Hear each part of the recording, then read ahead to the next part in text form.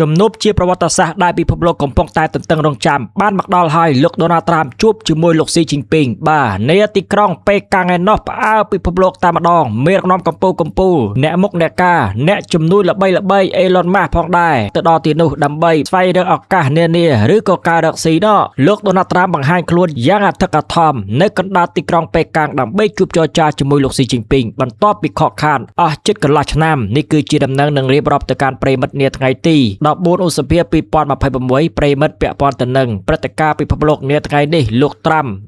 លោកតាត្រាំបានទៅដល់ទីក្រុងប៉េកាំងដើម្បីជួបជាមួយលោកស៊ីជីនពីងហើយថាតើវត្តមានរបស់លោកដូណាល់ត្រាំនឹងធ្វើឲ្យពិភពលោកឬក៏សេដ្ឋកិច្ចពិភពលោកទាំងមូលមានការប្រែប្រួលយ៉ាងណាតាមរយៈមេដឹកនាំឬក៏ប្រទេសធំចំនួន2នេះចំពោះការមកដល់និងពិធីការលោកដូណាល់ត្រាំបានធ្វើដំណើរមកដល់ទីក្រុងប៉េកាំងនាថ្ងៃទី13-14ឧសភាហើយត្រូវបានទទួលស្វាគមន៍យ៉ាងអធិកអធមនៅឯមហាសាលប្រជាជនពិធីនេះរួមមានការដង្ហែកងទ័ពកិត្តិយសការបាញ់កម្លឹកធំគោរពវិញ្ញាណក្ខន្ធយោធាការបន្លឺឡើងនៅភ្លេងជាតិសហរដ្ឋអាមេរិកនិងការអបអរសាទរពីកុមារយើងឃើញថាមានកុមារាកុមារីច្រើនអ្នករាប់រយអ្នកអបអរសាទរវត្តមានរបស់លោកដូណាល់ត្រាំនៅពេលដែលលោកចុះពីយន្តហោះមកចម្រៀងដែលដូណាល់ត្រាំចូលចិត្តដល់ប្រិមិត្តអញ្ចឹងអាស្ទាយអញ្ចឹងហើយការកវីទង់ជាតិនានាដែលខុសប្លែកពីជំនាន់អូបាម៉ាមកបំពេញដំណើរទស្សនកិច្ចនៅទីក្រុងប៉េកាំងខុសគ្នាណាដែលចិនទទួលស្វាគមន៍យ៉ាងកក្រឹកកក្រែងទទួលស្វាគមន៍ដូណាល់ត្រាំដោយស្ដេចអញ្ចឹងបន្ទាប់មកលោកបានឈានជើងចូលក្នុងកិច្ចប្រជុំទ្វេភាគីជាមួយលោកស៊ីជីនពីងលទ្ធផលនៃកិច្ចប្រជុំនោះកិច្ចពិភាក្សាទ្វេភាគីរយៈពេលប្រហែលជា2ម៉ោងបានប្រព្រឹត្តទៅនាថ្ងៃទី14ឧសភាលោកដូណាល់ត្រាំនិងលោកស៊ីជីនពីងបានចាប់ដៃគ្នានិងជជែកយ៉ាងស៊ីជម្រៅលើបញ្ហាពាណិជ្ជកម្មវិបត្តិអ៊ីរ៉ង់រួមទាំងសន្តិសុខនៅច្រកសមុទ្រហោមបញ្ហាតៃវ៉ាន់អាវុធនុយក្លេអ៊ែរកសិកម្មនិងកិច្ចសហប្រតិបត្តិការសេដ្ឋកិច្ចនេះគឺជាអ្វីដែលប្រធានាធិបតីធំ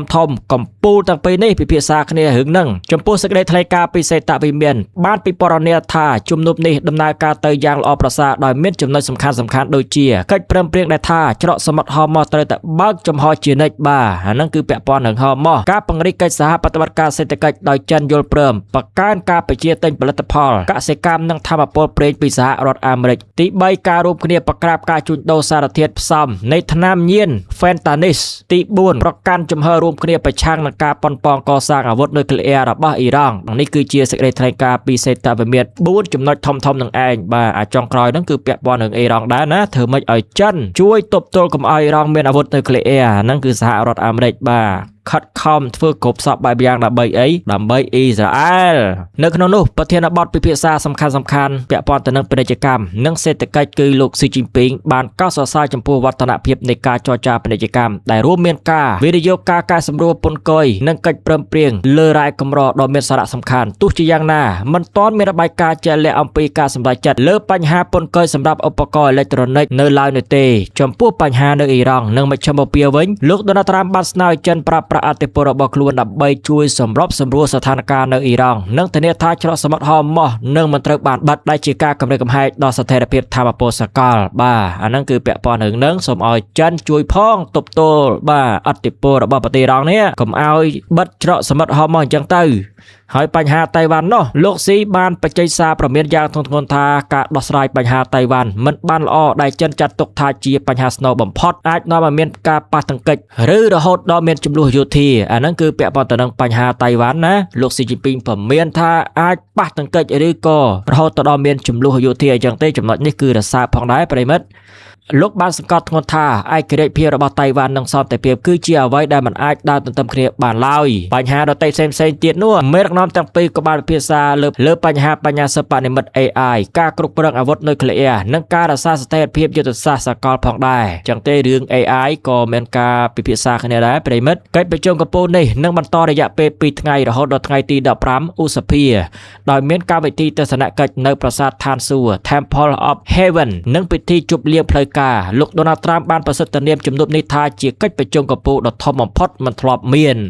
នេះគឺជាអ្វីដែលដូណាល់ត្រាំប្រសិទ្ធនាមកិច្ចប្រជុំ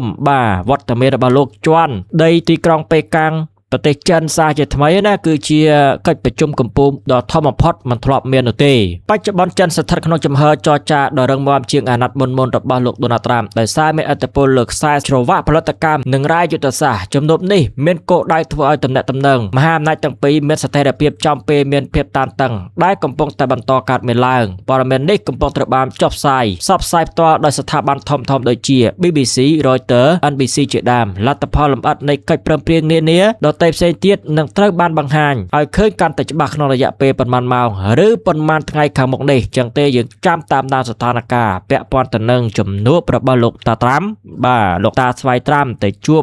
លោកតាស៊ីជីនពីងនៅទីក្រុងប៉េកាំងប្រទេសចិនណាកំពុងតែជួបគ្នាអញ្ចឹងទេលទ្ធផលអីផ្សេងអត់តាន់ទេយើងចាំមើលបន្ថែមទៀតឥឡូវនេះកំពុងតែ live ផ្សាយផ្ទាល់បាទតាមរយៈស្ថាប័នព័ត៌មានធំៗដូចជា BBC, Reuters បាទជុំវិញពិភពលោកទាំងអស់កំពុងតែតាមដានមែនទែនចំពោះវត្តមានរបស់លោកដូណាល់ត្រាំទីក្រុងប៉េកាំងនឹងឯងហើយកំពូលមហាសេដ្ឋីបាទល្បីដូចជា Elon Musk បាទ Apple ផងដែរទៅដល់ទីនោះណាប្រិមិត្តនៅក្នុងនោះក្រៅពីកិច្ចពិភាក្សានយោបាយគេសង្កេតឃើញមានការចូលរួមពីសំណាក់ស្ដេចត្រាញ់ផ្នែកបច្ចេកវិទ្យានិងហិរញ្ញវត្ថុដើម្បីរុញច្រានកិច្ចព្រមព្រៀងសេដ្ឋកិច្ចបាទមានដូចជាលោក Elon Musk Tesla SpaceX ត្រូវបានគេមើលឃើញថាជាតួអង្គសំខាន់ក្នុងនាមជាអ្នកមានទំនាក់ទំនងជិតស្និទ្ធជាមួយទាំងលោកត្រាំនិងរដ្ឋាភិបាលចិនផងដែរកាលមុនយើងឃើញថាលោកត្រាំបាទហើយលោក Elon Musk ឆ្លោះទាស់តែងគ្នាដឹងរឿងអីទេប៉ុន្តែថាទាស់គ្នាអញ្ចឹងទៅហើយលោក Elon Musk ក៏ឈប់ធ្វើការនៅក្រសួងដែលបង្កើតឡើងនោះទៅដឹកនាំក្រុមហ៊ុន Tesla វិញណាហើយក៏លេចឮថាមានការរកម្មរកោសលោកដល់ត្រាំជាមួយលោក Elon Musk ក៏ប៉ុន្តែខ្ញុំគិតថានោះគឺជាលបែងស្ពិនភ្នែកទេបាទរបៀបថាទាស់គ្នាលេងអញ្ចឹងណាតាមពិតគឺលោក Elon Musk ដើរតាមលោក Donald Trump បាទដើម្បីអីផ្នែករ៉ូស៊ីហ្នឹងហើយឧបត្ថម្ភគាំទ្រច្រើនណាស់លុយរាប់លានដុល្លារតាក់ទិនទៅនឹងយុទ្ធនាការនៃការឃោសនាបោះឆ្នោតក៏ដោយសារតែ Elon Musk ផងដែរប្រិមិត្តលោក Elon Musk មកដើម្បីពិភាក្សាអំពីអនាគតនៃវិស័យឡានអគ្គិសនីបាទ EV និងបញ្ញាសិប្បនិម្មិត AI ហើយលោក Tim Cook ផ្នែក Apple បាទខាងទូរស័ព្ទ iPhone នោះប្រិមិត្តមកដើម្បីធានាស្ថិរភាពនៃខ្សែច្រវាក់ផលិតកម្មរបស់ Apple នៅក្នុងប្រទេសចិនចំពេលដែលមានភាពតានតឹងផ្នែកពាណិជ្ជកម្មបាទម្នាក់ទៀតនោះគឺកំពុងតែល្បីល្បាញគឺលោក Jensen Huang បាទផ្នែក Nvidia នោះក៏បានទៅដែរចូលរួមក្នុងកិច្ចពិភាក្សាអំពីការនាំចេញបន្ទះឈីបដែលជាបញ្ហាក្តៅគគុកបំផុតរវាងប្រទេសទាំងពីរដោយសារតែថ្មីនេះមានការផ្សាយជាដំណឹងថាប្រទេសថៃលួចនាំពន្ធនាំទំនិញនឹងទៅឲ្យប្រទេសចិនពាក់ព័ន្ធនឹងប្រទេសជាតិនេះលួចបាទផ្ដល់ទិន្នន័យផ្សេងៗហ្នឹងអ្នកចុងក្រោយនោះគឺ Jamie Dimon បាទ JP Morgan Chase តំណាងឲ្យវិស័យហិរញ្ញវត្ថុជញ្ជាំង Wall Street ដើម្បីពិភាក្សាអំពីការបើកចំហទីផ្សារមូលធននៅក្នុងប្រទេសចិននេះគឺជាកម្ពុជាមហាសេដ្ឋីបាទផ្នែកលុយផ្នែកបច្ចេកវិទ្យា AI ផ្សេងៗក៏ទៅរួមជាមួយលោក Donald Trump ផងដែរចឹងទេដំណឹងនៅថ្ងៃនេះសង្ខេបប៉ុណ្ណឹងទៅចុះបាទព្រឹត្តិការណ៍ថ្មីកើតឡើងលទ្ធផលយ៉ាងណាខ្ញុំនឹងបន្ថែមជម្រាបចែកជូនប្រិយមិត្តពុកម៉ែបងប្អូនទាំងគ្នា